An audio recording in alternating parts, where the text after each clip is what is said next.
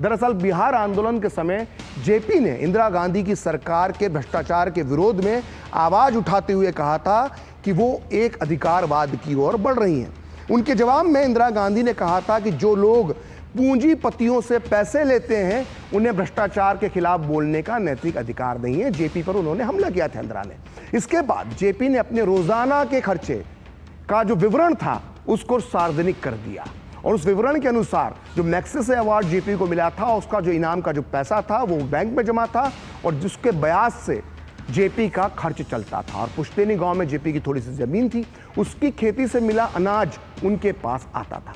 JP ने अपने लिए कोई भी मकान नहीं बनवाया, किंतु देश में उनकी साख थी और इसी कारण 1975 से लेकर 1977 के बीच आंदोलन चलाने के लिए उन्हें आसानी से चंदा मिल जाता था। कि आज के अखिलेश यादव जैसे समाजवादी नेता जेपी की जो जीवन शैली है उसे अपनाने को तैयार है। आप खुद तय कर लीजिए कि आज खुद को समाजवादी नेता कहने वाले दरअसल कितने समाजवादी रह गए। तो लोकनायक जयप्रकाश नारायण ने हमेशा भारत में न्यायपूर्ण सामाजिक व्यवस्था की स्थापना के लिए संघर्ष किया। जेपी आजीवन परिवारवाद की राजनीति के विरोधी रहे। उनके परिवार का कोई भी सदस्य कभी भी राजनीति में नहीं रहा। यही कारण था कि आपातकाल के समय इंदिरा गांधी की पारिवारिक राजनीति का मुखर विरोध उन्होंने किया और जेपी का समाजवाद समाज के हर वर्ग को विकास की मुख्यधारा में साथ चलने की वकालत करता था, ना कि परिवारवाद का। या वो परिवारवाद की राजनीति के विरोधी थे। और अब सवाल उठता है कि हर बार मौका देखकर जेपी के नाम की माला जपने वाले अखिलेश यादव परिवारवाद की राजनीति से किनारा करेंगे या नहीं करेंगे। कहा जाता है कि मुलायम सिंह यादव के परिवार के 45 लोग ना केवल राजनीति करते हैं बल्कि वो कई बार बड़े बड़े पदों पर ये 45 लोग रह चुके हैं। और अब पूरे 45 नाम तो नहीं लिए जा सकते हैं यहाँ पर, लेकिन एक छोटी सी वानगी तो हम इस पूरा सच में देख ही सकते हैं। ये देखिए, अखिलेश यादव जो मुलायम सिंह यादव के बेटे हैं, समाजवादी पार्टी के मुखिया हैं, पूर्व सीएम रह चुके हैं और अब कन्नौज से सांसद हैं। अब देखिए, ये डिंपल यादव है, फिलहाल मैनपुरी से सांसद हैं और इसके पहले भी 3 बार सांसद रह चुकी हैं। अब मिलिए प्रोफेसर राम गोपाल यादव से, जो मुलायम सिंह यादव के भाई हैं, अखिलेश के चाचा हैं और राज्यसभा के सांसद हैं। अब आपकी मुलाकात करवाते हैं धर्मेंद्र यादव से, जो यूपी के आजमगढ़ से लोकसभा चुनाव जीतकर संसद पहुंचे हैं और इसके पहले वो मैनपुरी और विदायूं से भी सांसद रह चुके हैं।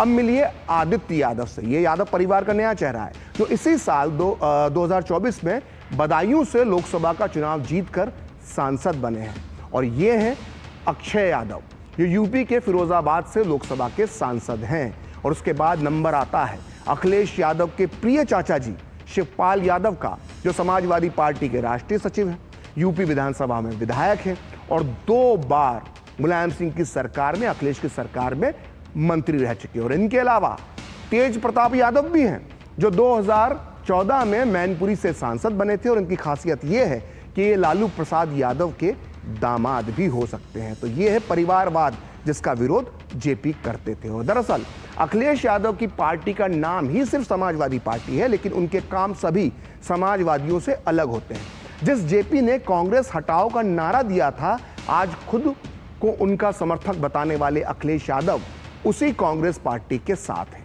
ये वही कांग्रेस है जिसने देश में इमरजेंसी लगाकर लोकतंत्र और संवैधानिक संस्थाओं की मर्यादाओं को तार तार कर दिया था। जेपी का आंदोलन कांग्रेस की परिवारवादी, वंशवादी और जातिवादी विचारधारा के विरोध में भी था, लेकिन आज कांग्रेस की तरह ही समाजवादी पार्टी भी परिवारवाद, वंशवाद और जातिवाद को बढ़ावा देने में जुटी है। और इसी बीच बीजेपी ने कहा है कि सत्ता की प्यास में समाजवादी पार्टी के नेताओं ने अपनी विचारधारा, आदर्शों का त्याग दिया है और जेपी आंदोलन को कुचलने वालों की गोद में बैठकर अब वो सवाल पूछ रहे हैं। लोकनायक जयप्रकाश नारायण के सिद्धांतों, विचारों को कुचलने वालों के साथ गोद में बैठकर राजनीति करने वाले लोग आज ड्रामेबाजी कर रहे हैं। लोकनायक जयप्रकाश के आंदोलन को 70 के दशक में किसने कुचला था?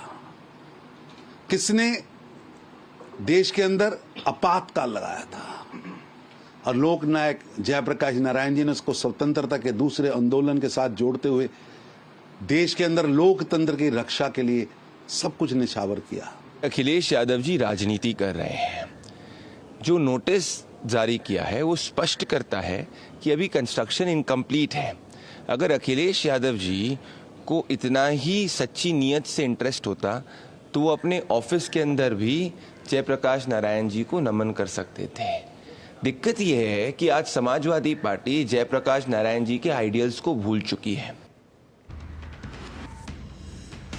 तो लोकनायक जेपी को लेकर लखनऊ में चल रहे घमासान के बीच अखिलेश यादव ने सियासत का हर दाव चलने की कोशिश की। अखिलेश ने बिहार के मुख्यमंत्री नीतीश कुमार से मोदी सरकार से अपना समर्थन वापस लेने की अपील की, तो जेडीयू ने भी उन्हें आईना दिखाने में देरी नहीं की। आइए देखते हैं कि अखिलेश यादव ने क्या कहा और फिर जेडीयू ने कैसे बताया समाजवादी पार्टी का पूरा सच। नीतीश कुमार जी मुख्यमंत्री बिहार उस आंदोलन से जुड़े रहे, संपूर्ण क्रांति के आंदोलन से जुड़े रहे। जेपी जी के साथ और उस समय के समाजवादी लोगों के साथ उन्होंने काम किया है। ये मौका मिला उन्हें कि जो लोग जेपी और लोकतंत्र का अपमान कर रहे हैं उनसे समर्थन वापस ले लें। बिहार के मुख्यमंत्री नीतीश कुमार तो लोकनायक जयप्रकाश नारायण के एक प्रमुख सेनानी हैं, उस आंदोलन के अगली कतार के नेता हैं। दूसरी तरफ बिहार में उन्होंने उन जीवन मूल्यों को अपनाया है। हमारे यहाँ परिवारवाद की आपको कोई गुंजाइश नहीं दिखेगी। केंद्र में हम नरेंद्र मोदी जी के नेतृत्व में एनडीए के साथ हैं और बिहार में नीतीश कुमार जी की अगुवाई में एनडीए जेपी के जीवन मूल्यों के आधार पर काम कर रही है। फिर हमें रिश्ते तोड़ने की सलाह देने का मतलब क्या है?